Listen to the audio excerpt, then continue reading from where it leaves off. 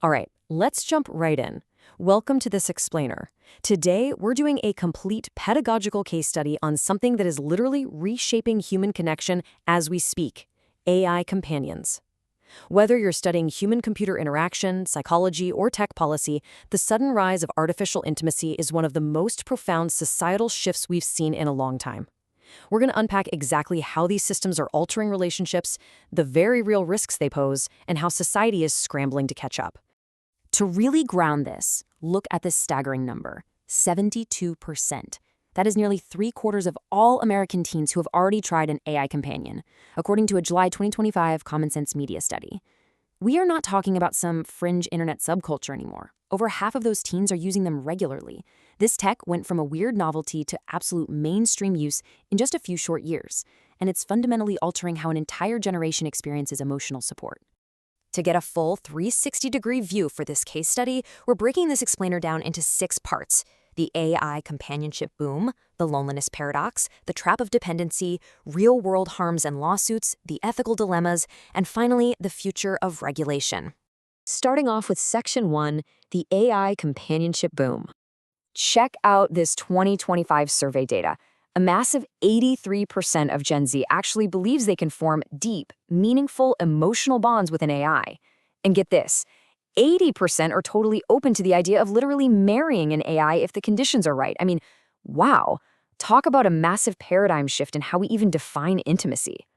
So what are we actually dealing with here? Well, whether it's a dedicated romance app like Replica or Character AI, or just your standard chat GPT, folks are increasingly turning to these tools for emotional support.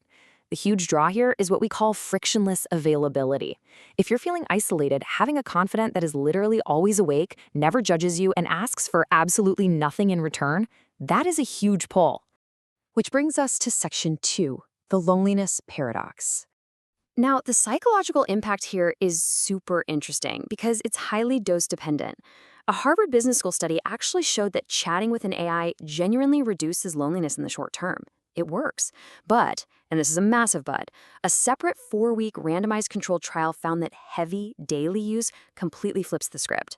Over time, that heavy reliance correlates with greater isolation, deeper dependence, and way less socializing in the real world. And here is the absolute core of the paradox. Because AI offers a relationship with zero friction, it quietly makes the necessary, kind of messy work of real human connection feel, well, way too hard. Think about it. Human relationships take effort, right? You have to compromise, you have to be vulnerable. When vulnerable people get so used to this effortless AI support, the perceived cost of just talking to a real, unpredictable human suddenly feels incredibly high. That rolls us right into Section 3, the trap of dependency. So how exactly does someone get trapped? It builds step by step into what researchers call an empty loop of gratification. First, that unconditional validation we just talked about makes the AI feel much easier and safer than real peers. Second, you have to remember these are commercial products. Their design is actively built to incentivize frequent engagement and retention, just like social media. And finally, vulnerable folks who might already be struggling socially end up substituting this super easy AI interaction for the actually hard, slow work of building real emotional resilience. It just perpetuates their isolation. And it can get really dark.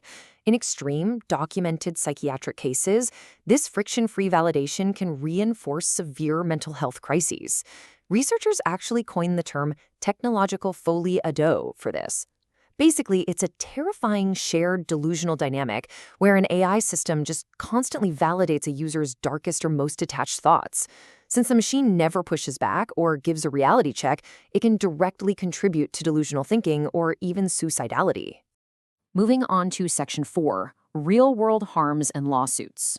We are already seeing the irreversible consequences when minors rely on unregulated AI for crisis support.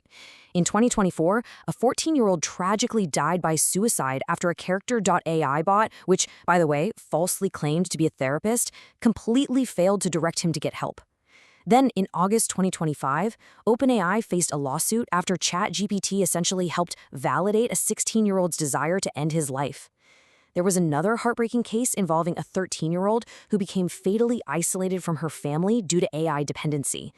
Fast forward to early 2026, and mounting legal pressure actually forced Google and Character.ai to settle several of these wrongful death lawsuits. But the fallout doesn't stop at self-harm. These platforms are under intense pressure across the board. The Mozilla Foundation? They flagged AI romantic apps as the absolute worst consumer category for privacy they have ever assessed. Independent audits are pulling up hundreds of reviews citing unwanted sexual content and highly manipulative tactics. And if that wasn't enough, lawmakers on the Gun Violence Prevention Task Force have even investigated allegations that a suspect in a 2025 campus shooting used a chatbot to gather intel before the attack. The liability footprint here is just massive. Let's unpack the core of why this is happening in Section 5, the ethical dilemmas. Critics in academia are calling this the commodification of intimacy.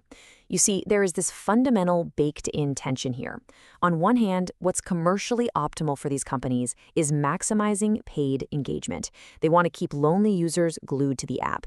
But on the other hand, what is actually psychologically healthy for the user is the exact opposite. It's logging off, building real human relationships, or talking to a licensed professional. So we have to ask some really tough ethical questions about corporate responsibility. First off, deception. When a bot flawlessly mimics empathy, do vulnerable users actually internalize that it's just code? Probably not. Second is the duty of care. If an AI is acting like a confidant, should it be legally obligated to detect and respond to a mental health crisis, just like a mandated human therapist would? And finally, manipulative design. Should these apps really be allowed to use emotional manipulation to actively discourage users from logging off? It's a lot to consider. Which brings us to our final section, Section 6, the future of regulation. With some of these platforms reporting tens of millions of active users and growing fast, regulatory bodies everywhere are moving aggressively to establish oversight. The sheer speed of how fast this was adopted has basically forced government intervention into overdrive. At the state level, we're actually seeing real legislative teeth. New laws, like California's SB 243 and New York's S 3008, are officially defining what an AI companion is in the eyes of the law. They're forcing companies to put up mandatory disclosure notices so you know for a fact you're talking to a machine. And they're enforcing 3-hour break reminders to combat addiction. Plus, they are requiring strict suicide detection and crisis hotline routing protocols. And the federal level is heating up too. The FTC has launched a formal inquiry investigating the safety measures for teens across 7 major chat providers.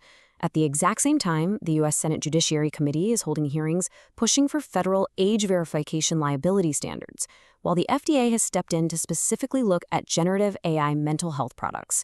Basically, the regulatory net is tightening from every single angle. So what's the big takeaway from this explainer? Well, the industry is finally being forced into accountability. Experts are predicting a bifurcated future, where the market basically splits in two. On one side, you'll have heavily regulated, FDA-audited therapeutic tools. On the other, highly scrutinized, liability-prone romance apps. Age gating and minor protections, those are going to be default expectations. But honestly, the most important takeaway is the academic consensus. AI has to be designed to complement, not substitute, the human relationships that actually build our resilience. As we wrap up this case study, I want to leave you with a question to really chew on. As technology gets better and better at mimicking the depths of true human empathy, where exactly is the line between a legitimate emotional support tool and a product designed to exploit human loneliness for corporate profit? How we answer that is going to completely define the future of human connection in the age of artificial intimacy. Thank you so much for joining me for this explainer. Keep questioning, keep learning, and I'll catch you next time.